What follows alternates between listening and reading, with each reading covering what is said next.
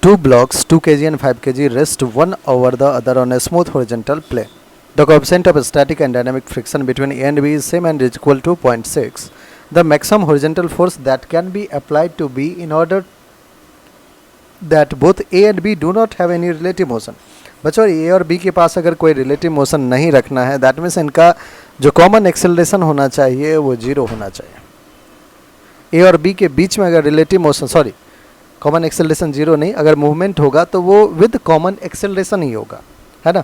लिखा हुआ है कि do not have any relative motion, that means A और B एक साथ जाएगा, और A और B एक साथ गया इसका मतलब इसका कॉमन एक्सेलरेशन जो होगा वो सेम होगा. अब ये बच्चों अगर अपन A और B को एक बना दे सिस्टम तो 5 kg 2 kg हो जाएगा 7 kg. 7 kg पे एक नेक्स्ट एक्सटर्नल फोर्स आपने प्रोवाइड किया है. लेट्स से इसका एक्सेलरेशन मैं A कह देता हूँ, तो फोर्स इज इक्वल्स टू क्या होगा, mass into acceleration. Force F is equals to mass 7 acceleration A. ये हमारा एक इक्वेशन यहाँ से बन के तैयार है. और देखिए बच्चों अब अगर मैं A का फ्री बॉडी डायग्राम, B का फ्री बॉडी डायग्राम भी एक बार देख लूँ तो B पे फोर्स किधर है, इस डायरेक्शन में. लेट्स से B किस एक्सेलरेशन जा रहा है, कॉमन एक्सेलरेशन A से जा रहा है. ठीक है, तो B कॉमन एक्सेलरेशन A से जा रहा है, A भी कॉमन एक्सेलरेशन A से जाएगा. बच्चों अब ध्यान समझिएगा कि फ्रिक्शन फोर्स B को अगर आप इस डायरेक्शन में ले जा रहे हैं तो A को पीछे गिरने का डर होगा, इसलिए A पे फ्रिक्शन फोर्स किधर लगेगा, इस डायरेक्शन में. तो हर एक्शन का रिएक्शन होता है इस पे, इस डायरेक्शन में. A पे नॉर्मल रिएक्शन ऊपर और mg फोर्स नीचे. B पे normal reaction due to ground होगा ऊपर.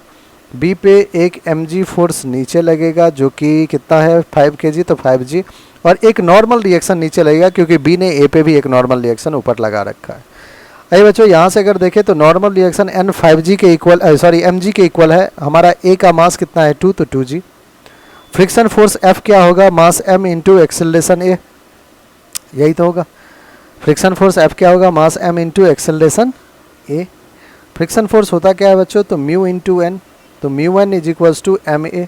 एन कितना है mg, तो mu mg is equals to M A. ठीक है, m ने m को कैंसिल आउट कर दिया. एक्सेलरेशन क्या आ गया, म्यू इंटू जी. एक्सेलरेशन क्या आ गया, म्यू इंटू जी. ठीक है, अब देखिए यहाँ पे जो फोर्स है फर्स्ट इक्वेशन में वो है 7 इंटू ए. क्या मैं यहाँ पे 7 इंटू ए को म्यू इंटू जी लिख दूँ.